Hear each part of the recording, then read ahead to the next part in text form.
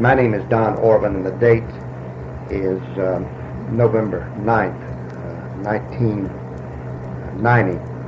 And I have with me at this time Vernon Land, who has some experiences to relate, just for the record, concerning World War II. He is one of a dozen or so former prisoners of war now residing in Pulaski County, and he was in the Air Force during World War II. On another tape, he has recorded briefly some of the experiences that he had during that event.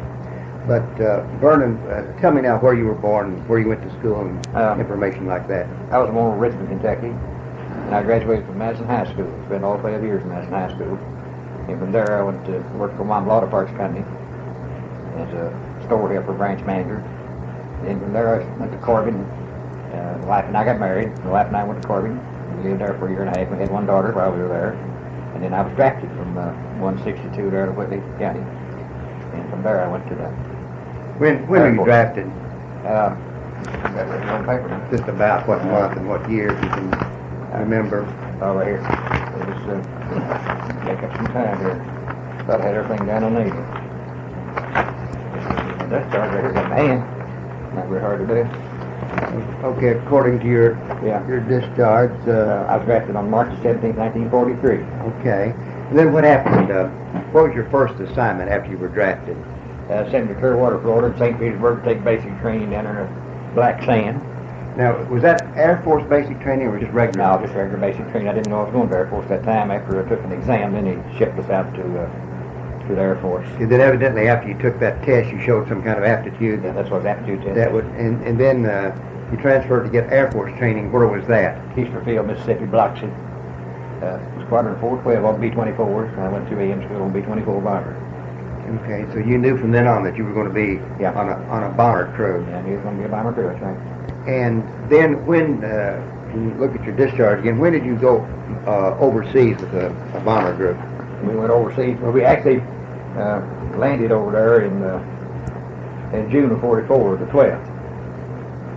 We departed the United States the 5th of June. Okay. And we went across by Iceland, Northern Ireland, across that way, made the northern route, they called it, and went in the backside of Ireland. They wouldn't allow us to fly over Ireland, so we had to land in Northern Ireland. They took our plane and then ferried us in. And I actually arrived there on the 12th of June. Okay, so a little bit after D-Day. And I was supposed to be there for D-Day. Due to the pile of air or whatever you want to be, we buzzed Cincinnati and got some trouble. That took some time. Yeah, you tell that on another tape. That's right. Now, Vernon, you arrived there, say, about June the 12th, 1944. And then when was your first mission over Germany? About a week later. It didn't take long to get in the air, did it? Since we got organized and got started, they need us bad. They were losing too many planes. All right, and then you record on another tape where you had some 19 missions until the mission that you were shot down. Had you suffered any casualties in the earlier missions? Now, our crew itself had not, but yeah, we lost a lot of aircraft. We lost planes nearly every raid. We lose something. But your crew was pretty lucky. My crew was lucky, yes. For those first 19. Sure were. And then you had the raid toward Kassel, Germany. What was the particular reason for that target? Well, we was after a tank factory and the workers. All right. Really. Before the raid, was there much anticipation? Did you know that was going to be a rough one? No, not really. What happened there, the lead pilot got off course a little bit, and then he gave the German fighters, they were laying out in the background. See, we had P-51s escort us, and we were out away from our escort, and of course they took that opportunity to come after us. They set about 150 fighters there. Okay, so for some reason you... Yeah, Lieutenant McClellan made a mistake, and he got off course. All right. Did you ever drop your bombs? Oh, yeah, we dropped them on course. Okay, that's what we were doing when the fighters came. You got to the target then? We got to the target and just had dropped our bombs still at a bomb bay door. Okay, but you were sort of flying alone at that time. Yeah, we were. And then you were making your way back. That's right. We were getting back into the wing, yeah. And the German fighters hit you. How many fighters did you see? The approximate was 150. We knocked down 28 of them right off and blowed up 28 of them. At that time, they knocked down 25 of us in about 3 minutes. All right. You say in a very brief period of time. 3 minutes. How many American bombers went down? We lost 25 right over the target, and all told we had 39 planes up, and 37 of them made it to the target. One of them was flyable after the raid. They went down all the way back to England. Germany, they went down to France, Belgium. I've got this all on paper over here where the plane went down. Were they shot down mostly by ACAC or by German fighters? No, they were crippled up by the fighters. They were just trying to get home. So the fighters did most of the damage on that. Fighters did most of the damage. On that raid. One of the fighter pilots even rammed one of the B-24s and took it down.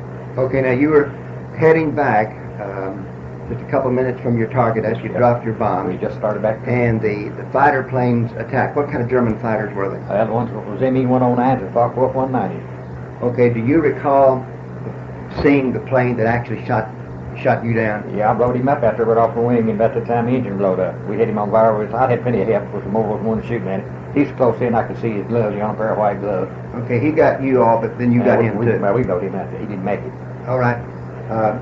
So he hit which one of your engines? Part of his debris hit number 4 engine and blowed it up, and then cleaned number 3 off and left us with 2 engines. He knocked him completely off there. Then it was obvious that you were going to have to evacuate the plane. Had to do something, yeah. Okay, were there any casualties right at that time? Yeah. They'd already killed my tail gunner. He was dead. Okay, was he killed from that explosion or from... No, he was killed my fighter. All right. Your tail gunner was dead at that time. He was dead at that time. Then, did you have radio communication within the craft that would tell you when to evacuate? Yeah. The pilot told us when to bail out. Okay, and then immediately when he... Yeah, when we got in trouble, both engines, we figured we'd blow up, so we just had to bail out right there. But to your knowledge, did all of the crew, except the gunner who was killed, evacuate the plane safely? No, we had one guy who was religious. He started praying, wouldn't bail out. We had to bail out and leave him. We just panicked, couldn't get him out. Okay. He wasn't hurt either. He just went out on the plane. He just... All right. Your parachute was on at that time. No, I had to get out of the top turret and pick it up off the flight deck and put it on. I jumped in a 26-foot emergency chute. We did most of the big chutes were 36 foot. Hit the ground a lot harder too. Okay. And then, did you have any trouble leaving the plane itself? Had it started a descent or was it still pretty level at that time? No, we were going down. We had automatic pilots going down real steady, but it was going real fast. Okay. We were losing a lot of altitude. About how high were you when you jumped? I'd say somewhere around 15,000. What time of day was it? 10:20 when I broke my watch when I hit the ground. 10:20 in the morning? In the morning, yeah. I broke my watch when I hit the ground. I never run anymore. All right, you hit the ground, was it plowed ground or open field or? I built that what they call a kohlrabi patch, like turnips or sugar beets here. I landed right in the middle of the kohlrabi patch. Okay, that's not rutabaga, is it? Yeah, it's like about the same thing. Yeah. Never rutabaga kohlrabi. Yeah. All right, were there any German civilians or any military around just at that instant? Not when I hit the ground. I went to the woods. It was right at the edge of the Hess forest. Yeah. So I didn't have any problem. The woods wasn't too far away. About how far from Kassel, Germany was that, you estimate? When I asked the navigator where we were, it was 6 miles southeast. Oh. We started moving out of that place. Oh, okay, now, I may have asked this before, what was the date of that raid? September 27th, 1944. Okay, September 27th, and I was wondering if the Allies hadn't moved, the ground forces hadn't moved anywhere near that point. No, they were way back. The Russians were moving in, though. Okay. Then you got into the woods, and you were able to stay free for about how long? Oh, I stayed free for several hours. I was trying to find me a place to hide. That woods was too clean. It's like the floor. Yeah. I finally got a little brush pile in a ravine, crawled up in there, and then later the dogs and 2 German soldiers tracked me down and picked me up. What had you done with your parachute in the meantime? I just dropped it and took to the woods, changed my shoes, took a little heated boots off it, and put my GI shoes on I had broken in, a new pair. We carried a new pair on our harness, so in case we had to walk the Pyrenees Mountain, it got shot out in the lower part of to evacuate, to evade. Did you have some escape equipment? Did you have a compass on you? Oh yeah, compass, map, flags, German mark. So you pretty well knew where you were. Yep. You were oriented. I knew where I was at. Yes. But it was about early in the afternoon. Yeah, it was like in the afternoon before they picked me up. Okay, two German soldiers. 2 German soldiers, a German police dog. Did you think the dogs were the reason that you were found? Oh yeah, they tracked me down. Mm-hmm. What had been your plans? Had you I been planned able to kill both of them guards and the dog. We still tried to escape, but then self-preservation come in there and I changed my mind. Okay, I think that was the wise thing to do. And then the 2 guards took you to what point? They picked me up, put me in a Volkswagen, and took me to a Luftwaffe headquarters, German headquarters. I don't know exactly where I was. I rode most of the day. And they took me into an English-speaking captain's quarters where there ain't an idea. Now he took my last cigarette away from me. And threatened to kill me because I lost my dog tag a little bit. I broke the chain. It left me in a kind of a bad spot, proving who I was. Vernon, did you meet the rest of your crew at that time? No. Did you meet them ever during the rest of the war? 2 of the crew I met at Stalag 4 where we got into a Stalag 4. They didn't know we were crew members, of course, so they did know it, but they didn't worry about it. And when we put us into the barracks according to alphabetical order of mopping, my name was Land. He was in the same barracks, same room I was in. And Howe was in another barracks, another room, and Geisler, our radio operator, was over into another room in the same compound. Okay. How many are on a B-24 bomber crew? 10. And tell us then, to the best of your knowledge, what happened to each member of the crew. Okay, now on that mission, our bombardier wasn't on board there. We used to toggle litter. Instead of that, we lose so many planes, we didn't have enough bombardiers, so we had 9 on that day. Now, the nose gunner was Dale C. Mopping from Hill City, Kansas. We'll come on up through the plane. My pilot was Edward Hoffman from Cincinnati, Ohio, Sailor Park area. My co-pilot was Snido from Virginia. The navigator was Jones from Denver, Colorado. The waist gunner was John Talbert from Des Moines, Iowa. The other one was from Hal Boy from Indiana. And the tail gunner was from Lansing, Michigan. I guess I take care of all the books, and I was the top third gunner, and I was from Kentucky. Okay, then what happened to each one of them? Well, after he bailed out, Geisler broke a leg, and Jones broke one of his legs. He was a little heavier, both a little heavier than we were. Probably landing in a different category. They killed my pilot after he got on the ground. I understand. I didn't, of course, this I can't actually verify. I didn't see it, but anyway, he's dead. And the waist gunner was killed on the raid, and the tail gunner was killed on that raid. And Dr. Talbot wouldn't bail out, so. And the rest of us landed in pretty good shape. Nose gunner was wounded in his leg, but it wasn't superficial, but too bad. All right. Then were you immediately after your interrogation? And by the way, tell me about your interrogation. Was it very thorough? Well, it was pretty thorough, but they had so many people. Yeah, they brought us out over more than every unit. And that's the same questions and tell them that in name, rank, serial number. He tried to shoot me a couple of times. What? My problem was I didn't have my dog tagged. I had an extra oxygen mask clip on it when I went out to. I pulled a ripcord and broke that chain into it. It was floating in the air out there. What special kind of information did they seem to be looking for? Well, really, they want to know what group you was with, what your target was, who you were, where you were from, where you. They want to know about your family. I guess what they really want to do is break that. They knew more than I did. Okay, and then you were evacuated to Luft 4. Yes, Stalag 4. Okay. And Gross Tisha is the correct name of the little town. Okay, now, what part of Germany? That's into the, well, it's 50 miles southeast of the free city of Danzig. Okay. 23 miles from Poland. That's northeastern Europe, isn't it? Way up in next to Poland. 23 miles from the Polish border. Okay, yeah, near Danzig. All right, and then when you arrived there, you were assigned a particular compound. What compound were you in? Compound D. Okay. Barracks 10, Room 10, and it was incomplete at the time. We had a fence and all that, but the barracks weren't complete. Tell me about the inhabitants. Were they all American Air Force people in that particular prison camp? Every one of them is Air Force except one British. I don't know how you wound up with us, but we had one British boy with us. All right. Did you have a chain of command in prison camp where you had one as far as the Americans were concerned? Sure. The highest ranking officer then? No, we didn't do it that way. We just picked our own man. We had a Miller. He was a Cajun French from Louisiana, spoke better German than he did English. And he was our man in charge. Because he was fluent in the language. He was fluent in the language. All right, now, were these non-commissioned officers and officers, or were you all non-commissioned No, everybody officers? was non-commissioned. Highest rank there was Tech Sergeant. That's where I was. I don't think we had any Master Sergeant at all. And you were flight crews? I was flight, yeah, all right. Were there any systematic attempts at escape? Yeah, we tried to dig out, but there wasn't much you could do. That sand wouldn't hold it. We tried to line them up with coffee cans and dig out, but we couldn't have any success. You tried to tunnel, but... We tried to tunnel, but it didn't work. Mm-hmm. We did get one man out the whole time we were there. He went out with that pumper where he pumped the toilets out, and they put holes in it, siphon it out, and take it out and spread it over the ground. We had one guy take hold of the hose and walk out. And he got away and went back to Poland.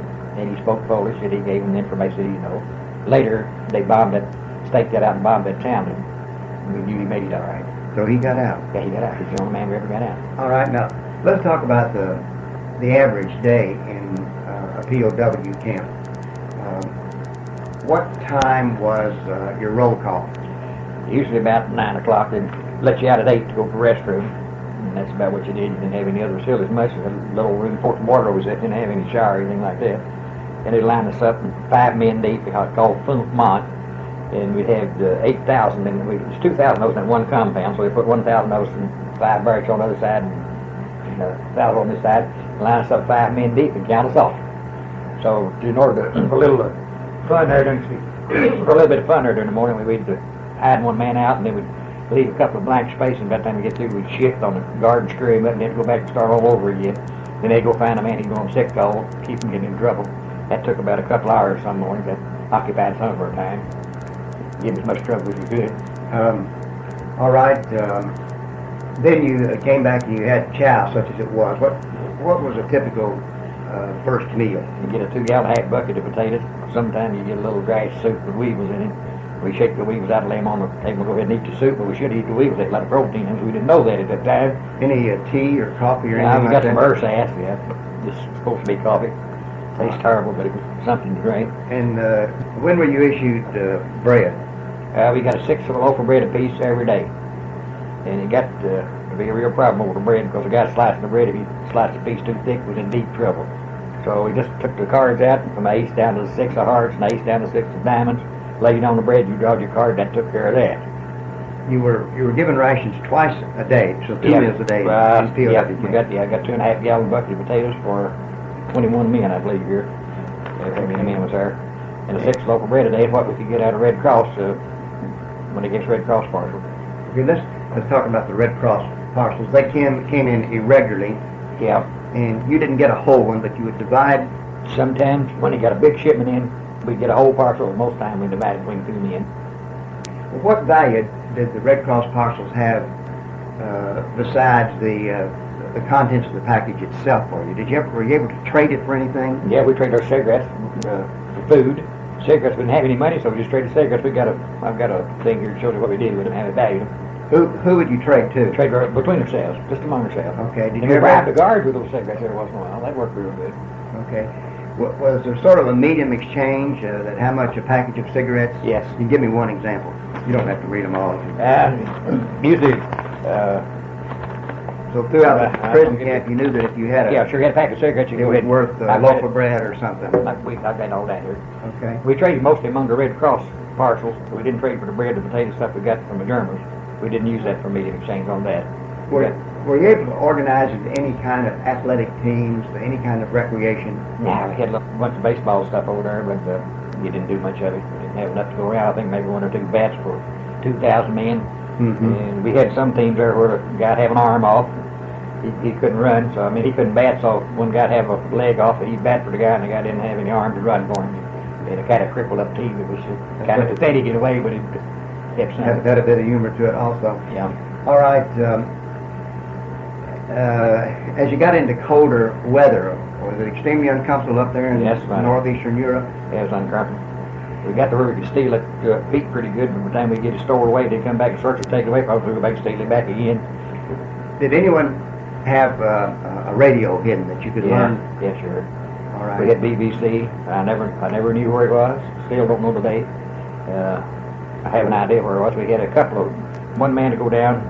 He was down in a restaurant somewhere or another down in that outside crapper we had. He'd go down and sit there and put a park over his neck. And I've been here a time or two. I knew that's what he was doing, but I never tried to find out for sure. I think that's what it was. Just guessing.